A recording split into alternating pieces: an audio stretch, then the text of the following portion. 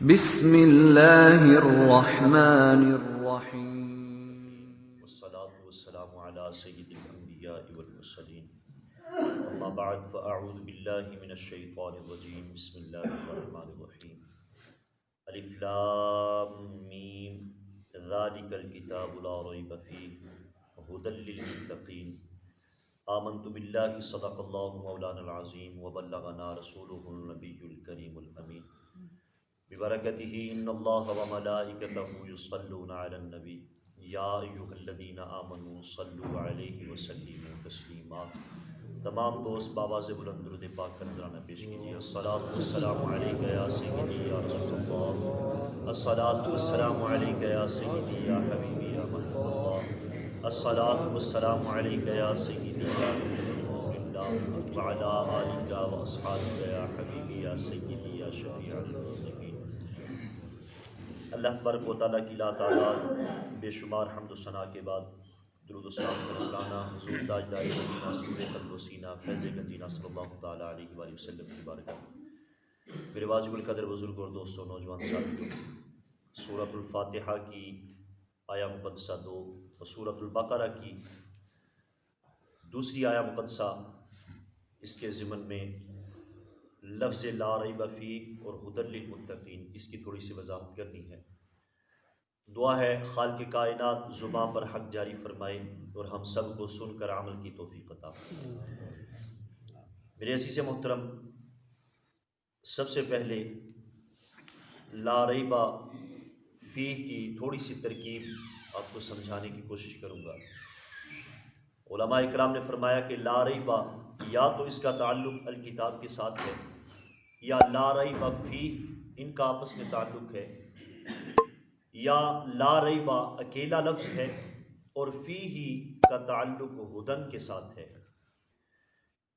ان تینوں کا ترجمہ کچھ اس طریقے کے ساتھ بنے گا کہ ذالک الکتاب، اگر لا ریب کا تعلق پچھلے لفظوں کے ساتھ ملاتے ہیں تو پھر ترجمہ یہ بنے گا کہ ذالک الکتاب، یہ ہے وہ کتاب کہ لا ریب فیہ، اس میں کوئی شک نہیں۔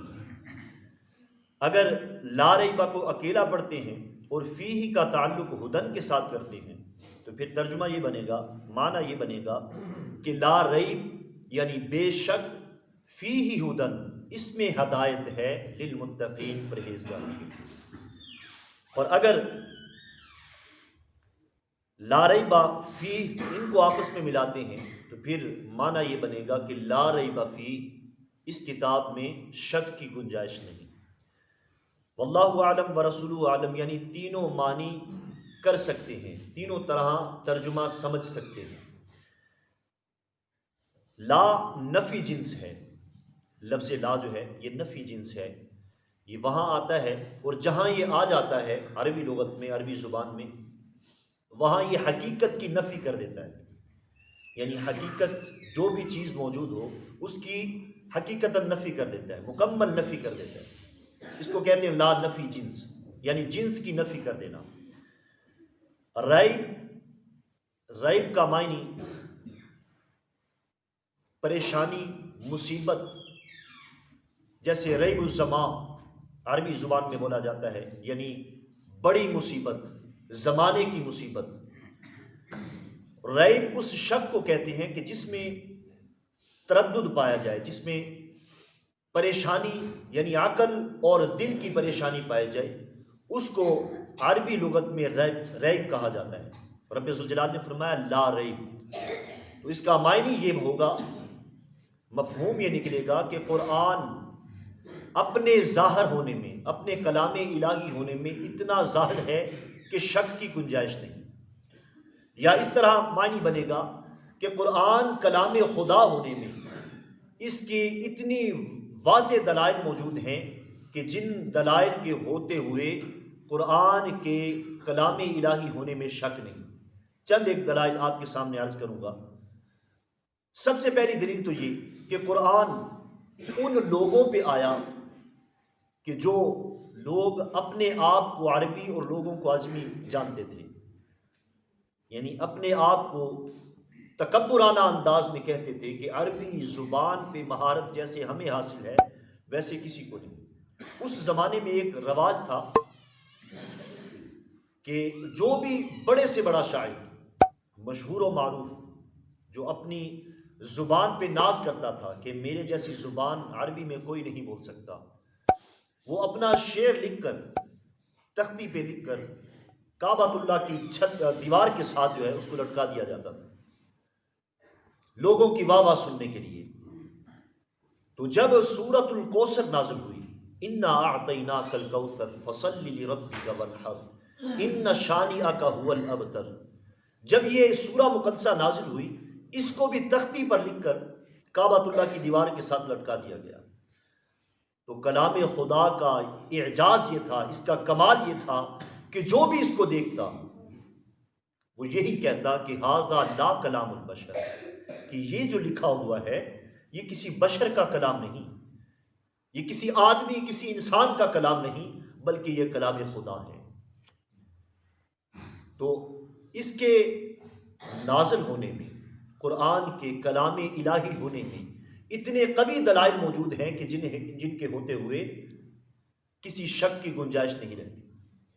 دوسری دلیل یہ کہ جس ذات کے قلب اطہر پہ یہ نازل ہوا، حضور صلی اللہ علیہ وآلہ وسلم، ان کے پاس ظاہری وسائل کوئی بھی نہیں تھے، ظاہری وسائل، نہ خاندان، نہ کوئی یار و مددگار، نہ ماں کی گود، نہ باپ کی دعا، نہ دادا کی نگاہ کرم، یعنی ظاہری وسائل کوئی بھی موجود نہیں تھے۔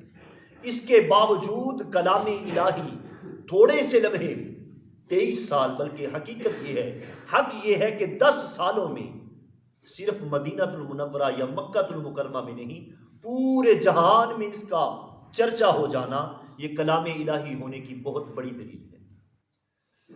تیسری دلیل یہ کہ جس ذات پہ یہ نازل ہوا، جس وقت میں یہ نازل ہوا، اس وقت اس کے مشہور ہونے میں، جیسے آج ریڈیو، ٹی وی یا خبریں ہیں، اخبار ہے، اس میں جو بھی کسی مقام پر، دنیا کی کسی جگہ پر بھی اگر چھوٹا سا کوئی واقعہ پیش آ جائے تو فوراً تھوڑے ہی لمحوں میں پوری دنیا میں وہ خبر پھیل جاتی ہے۔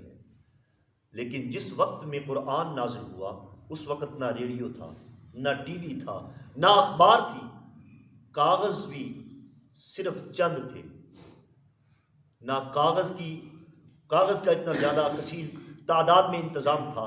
اس کے باوجود قرآن پاک پوری دنیا میں پھیل جانا، انتظام نہ ہونے کے باوجود قرآن ساری دنیا میں پھیل جانا، یہ کلام الہی کا کمال ہے۔ چوتھی دلیل، قرآن پاک کا یہ اعجاز ہے کہ ایک چھوٹی سی آیت بھی اپنے اندر پورا علم کا سمندر سموئے ہوئے۔ حضرت امام فخر الدین رازی رحمۃ اللہ تعالی علیہ، آپ کے بارے میں آتا ہے کہ آپ نے لفظ اعوذ، ایک لفظ ہے نا اعوذ، لفظ اعوذ سے 10,000 مسائل نکالے۔ یہ قرآن کا اعجاز ہے، قرآن کا کمال ہے۔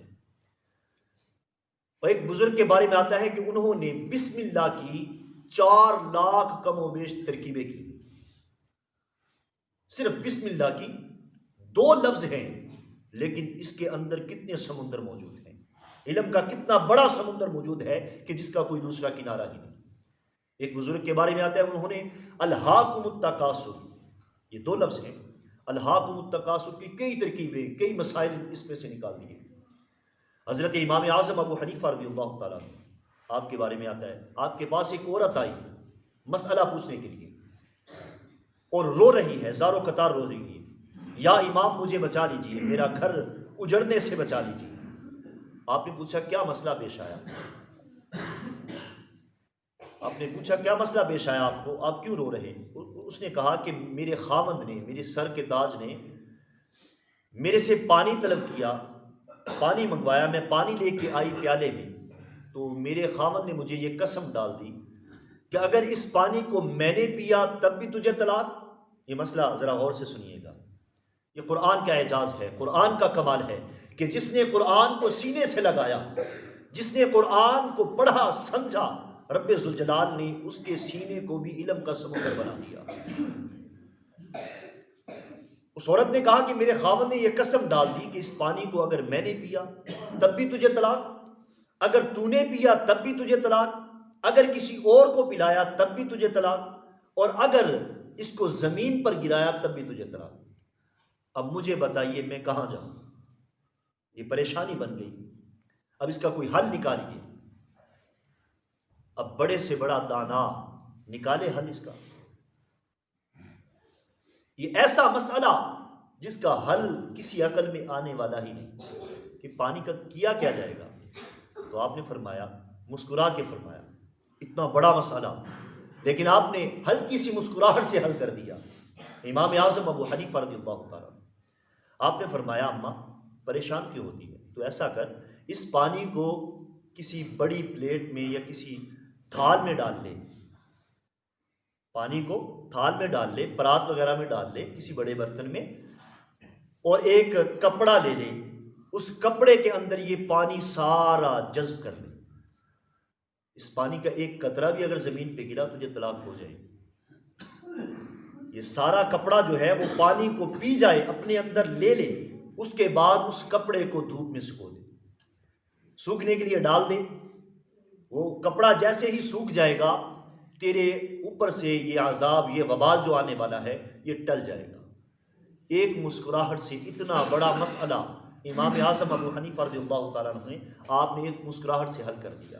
یہ قرآن کا اعجاز ہے کہ ایک ایک لفظ کے اندر، ایک ایک حرف کے اندر علم کا سمندر موجود ہے۔ یہ قرآن کا اعجاز ہے۔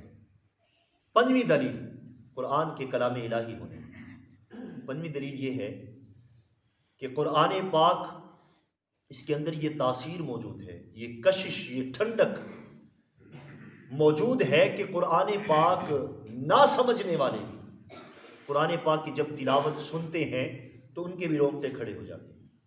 حضرت صدیق اکبر رضی اللہ تعالیٰ عنہ، آپ جب قرآن پاک کی تلاوت کرتے تھے تو کفار و مشرکین کے بچے اور عورتیں آپ کے ارد گرد جمع ہو جاتے تھے اور زاروں کی طرح رونے لگ جاتے تھے۔ یہ کلام خدا، کلام الہی ہونے کا یہ بہت بڑا ایک ثبوت اور دلیل ہے کہ یہ قرآن پاک کا یہ اعجاز ہے۔ ہم ایک دفعہ مثال کے طور پر اپنی زبان میں ایک دفعہ اگر کلام کریں تو ہمیں صرف ایک دفعہ اس کی داد ملے گی، 2 دفعہ وہی کلام دوسری مرتبہ کرے داد کم ہو جائے گی، تیسری مرتبہ کلام کرے تو داد ختم ہو جائے گی۔ لیکن قرآن کا یہ اعجاز ہے کہ امام ہر نماز کی ہر رکعت میں سورۃ الفاتحہ کی تلاوت کرتا ہے۔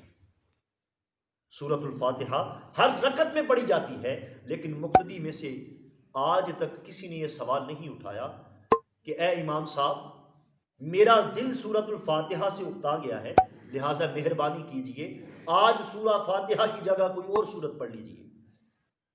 خدا کی قسم، جتنی مرتبہ سورۃ الفاتحہ پڑھی جاتی ہے ہر مرتبہ سرور علیحدہ ہی ہوتا ہے۔ یہ قرآن پاک کا کلام خدا ہونے کا، کلام الہی ہونے کا بہت بڑا ثبوت ہے۔ رب ذوالجلال نے فرمایا لا ریب فیہ، کہ اس میں کوئی شک نہیں ہے۔ قرآن کلام خدا ہے، اس میں کوئی شک نہیں ہے۔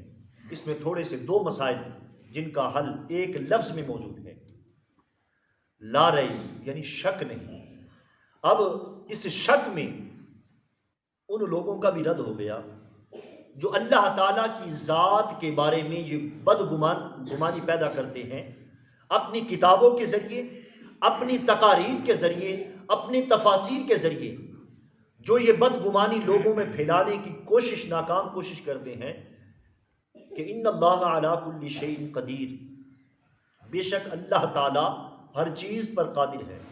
اس کی تفسیر میں یہ بھی لکھ دیا کہ اللہ جھوٹ بولنے پر بھی قادر ہے لیکن بولتا نہیں، جھوٹ بولنے پر بھی قادر ہے لیکن بولتا نہیں۔ ان کا رد اس لفظ میں آ گیا، خالق کائنات نے فرمایا لا ریب فیہ، جس کے کلام میں شک کی گنجائش نہیں ہو اس کی ذات میں شک کی گنجائش کیسے ہو سکتی؟ تو ماننا یہ پڑے گا کہ رب ذوالجلال کے کلام کے شک سے پاک ہونے کا یہ وعدے میں، اس عہد میں، اس ارادے میں تو اس وقت ہی مکمل ہو سکے گا جب اس ذات میں تو جھوٹ جو ہے، جھوٹ سب برائیوں کی جڑ ہے، لہٰذا وہ ذات جھوٹ سے پاک ہے، ہر عیب سے پاک ہے. تو پھر جب تو یہ دعویٰ کرے کہ قرآن شک سے پاک ہے تو ماننا یہ بھی پڑے گا کہ رب ذوالجلال وہ بھی شک اور جھوٹ سے پاک ہے. اور ان لوگوں کا بھی رد ہو گیا جو صحابہ اکرام کو نعوذ باللہ من ذالک برا بھلا کہتے ہیں، صحابہ اکرام کی شان میں گستاخیاں کرتے ہیں. ان کا بھی رد اس لفظ میں ہو گیا کہ قرآن شک سے پاک اس وقت ہو سکتا ہے جب تو جبریل کو بھی شک سے پاک مانے، جب تو اللہ کو بھی شک سے پاک مانے، جب تو آقا علیہ السلام کو بھی شک سے پاک مانے گا، تب قرآن جو ہے وہ شک سے پاک ہو سکے گا. اور اسی طریقے کے ساتھ صحابہ اکرام کو بھی جب تو شک سے پاک مانے گا تب ہی قرآن شک سے پاک ہوگا. اگر خدا نہ خواستہ صحابہ اکرام میں شک ہوتا، ان کی صداقت میں شک ہوتا، تو پھر یہ بدگمانی ذہن میں اٹھ سکتی ہے کہ نعوذ باللہ من ذالک قرآن میں رد و بدل ہوا ہے. لیکن قرآن کیا کہتا ہے کہ قرآن میں شک کی گنجائش ہی نہیں. پہلے ورقے پہ یہ دعویٰ کر دیا اور آج تک اس دعوے کو جھٹلا کوئی نہیں سکا. یہ قرآن کا اعجاز ہے. تو ماننا پڑے گا کہ صحابہ اکرام میرے محبوب کے غلام جو ہیں وہ الحمدللہ سچے اور پکے مسلمان ہیں، میرے محبوب کے غلام ہیں. وگرنہ قرآن کے جھوٹ ہونے میں، قرآن کے رد و بدل ہونے میں شک کی گنجائش پیدا ہو سکتی ہے. اللہ تبارک و تعالیٰ کرم فرمائے. انشاءاللہ عز و جل ھدی للمتقین، اس کی وضاحت جو ہے وہ کل عرض کروں گا. تھوڑی سی اس کا ترجمہ اور تھوڑی سی تفسیر کر دوں. ھدی للمتقین، قرآن ہدایت ہے کن کے لیے؟ پرہیزگاروں کے لیے. ہدایت کی تفسیر جو ہے میں پیچھے عرض کر چکا ہوں کہ ہدایت راہبری کرنا یعنی راستہ دکھا دینا. ہدایت دو طرح کی ہوتی ہے. ہدایت ایک ہوتی ہے کہ راستہ دکھا دینا، دوسرا ہوتا ہے کہ منزل مقصود پہ پہنچا دینا. قرآن جو ہے یہ دونوں طریقے کی ہدایت عطا فرماتا ہے، یعنی راستہ دکھاتا بھی ہے، صراط مستقیم کا راستہ جو ہے اس کی ہدایت بھی دیتا ہے، اور قرآن کے صدقے کے ساتھ، اس کے وسیلے کے ساتھ انسان جو ہے وہ منزل مقصود پہ بھی پہنچ جاتا ہے. لہٰذا ہدن، قرآن جو ہے للمتقین، ہدایت ہے پرہیزگاروں کے لیے. اللہ تبارک و تعالیٰ کی بارگاہ میں دعا ہے انشاءاللہ عز و جل متقین کی صفات، متقین کی نشانیاں، متقین تقوی کی اقسام انشاءاللہ عز و جل کل عرض کی جائے گی. دعا ہے خالق کائنات ہمیں ان باتوں پر عمل کرنے کی توفیق عطا فرمائے، قرآن کو سمجھنے کی، سمجھ کر اس پر عمل کرنے کی بھی توفیق عطا فرمائے. آمین آمین ثم آمین. وآخر دعوانا ان الحمدللہ.